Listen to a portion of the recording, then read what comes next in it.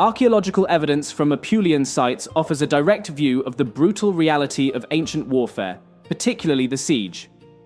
The excavation of Roca Vecchia is a prime example.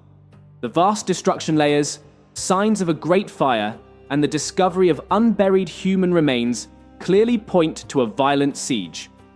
The presence of women, children, and infants alongside warriors, often in defensive postures or positions suggesting suffocation from smoke, paints a grim picture of a total war scenario that did not spare non-combatants. The posterns of the fortifications, once shelters for civilians seeking refuge, became their tombs. The analysis of human remains from battle sites allows us to move beyond mere speculation. The individual RUS 813A, for instance, provides a detailed forensic case study. His perimortem injuries, including multiple sharp force traumas, were consistent with close-quarters combat. The fractures to his scapula suggest he fell from a height, possibly a walkway on the fortifications, before his body was exposed to intense heat and then buried by collapsing debris.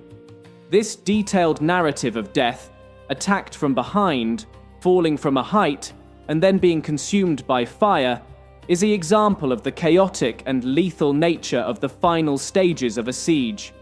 Indeed, it seems that the siege of Roca Vecchia was so bloody that it left a noticeable mark on the survivors, as there is some evidence that the survivors' way of life drastically changed after the siege, with a change in material culture, architecture, and burial rites. This evidence of a siege at Roca is not an isolated event. Similar destruction layers and evidence of fire at contemporaneous fortified sites in southeastern Italy, like Coppa Nevigata, suggest that this type of conflict was widespread. The defenders of Roca, positioned high on their walls, would have had a favorable position against archers and slingers, yet their fortifications ultimately fell. This implies a prolonged siege, requiring significant organization on the part of the attackers. The final close-quarters combat that resulted in the death of RUS 813A likely occurred when the walls were breached, and the two forces met face-to-face.